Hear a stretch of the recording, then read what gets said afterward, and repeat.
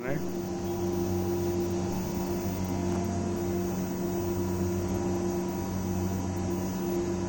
अभी हम ये इन्वर्टर के पास में हैं। आप ये देख रहे हैं, इतना बड़ा ये बॉक्स है। इसको हम लोग इन्वर्टर कहते हैं। जितने पैनल्स है वो सबका पावर जमा होके ये केबल्स के द्वारा यहाँ पर लेके आया जाता है और फिर ये जो बॉक्स है वहाँ पे सारा पावर को कनेक्ट करते हैं। इसको हम लोग डीसी डीबी बोलते हैं और ये डीसी बॉक्स में सारा पावर जो है वो ट्रांसफर करके फिर यहाँ से आप देखेंगे तो ये जो सारे कनेक्शंस है, ये सारे कनेक्शंस जो है वो इन्वर्टर में जाते हैं। जो एसी पावर है वो वहाँ से आगे बाहर निकलता है और ये दूसरा जो बड़ा बॉक्स है वहाँ पे पूरा एसी पावर जमा होता है और ये जो बड़े बड़े केबल है वो यहाँ से नीचे 32 फ्लोर्स नीचे जाते हैं और जहाँ पे मीटर है वहाँ पे इसको कनेक्ट किया जाता है। अभी हम आपको ये बताते हैं कि इन्वर्टर कैसे चलता है। तो जो एसी पावर है वो यहाँ से आगे जाता है। उसके पहले यहाँ पे रीडिंग आती है। ये रीडिंग में हम ये देख सकते हैं कि जनरेशन जो है वो डीसी जनरेशन हमारा प्लांट जो कर रहा है उसका यहाँ पे डिस्प्ले होता है और इसके अलावा हमने इसको वाईफाई से कनेक्ट किया हुआ है।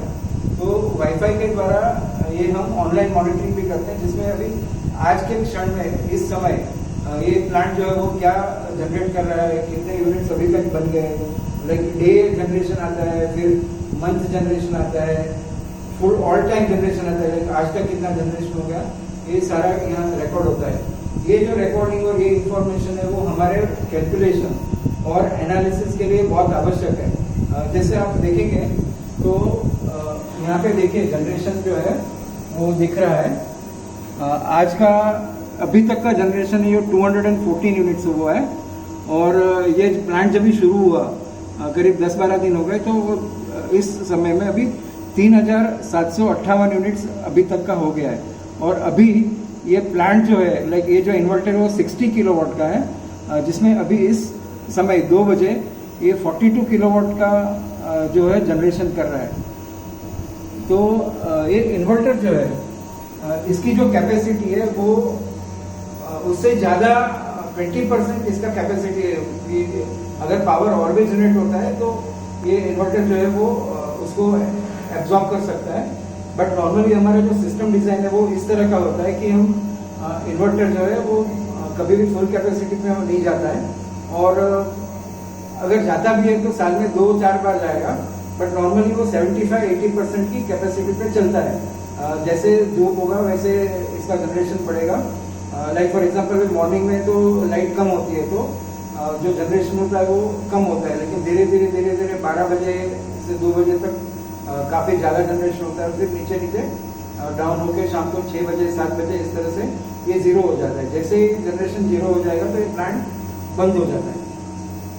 अभी जनरेशन के बारे में बहुत सारे क्वेश्चन है। सबसे पहला क्वेश्चन ये आता है, नॉर्मली जो यूजर होता है वो क्या सोचता है कि 1 किलोवाट जो हमारा प्लांट है वो कितने यूनिट एक दिन में करता है।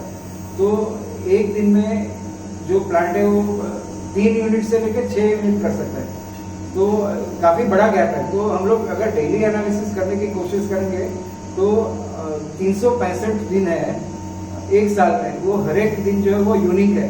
कोई भी एक दिन है वो वापस सेम टू सेम रिपीट नहीं होता है। तो इसी तरह से जो जनरेशन है वो भी हर एक दिन का यूनिक होता है। तो हम 1 तारीख का और 3 तारीख का जनरेशन कंपेयर नहीं कर सकते हैं।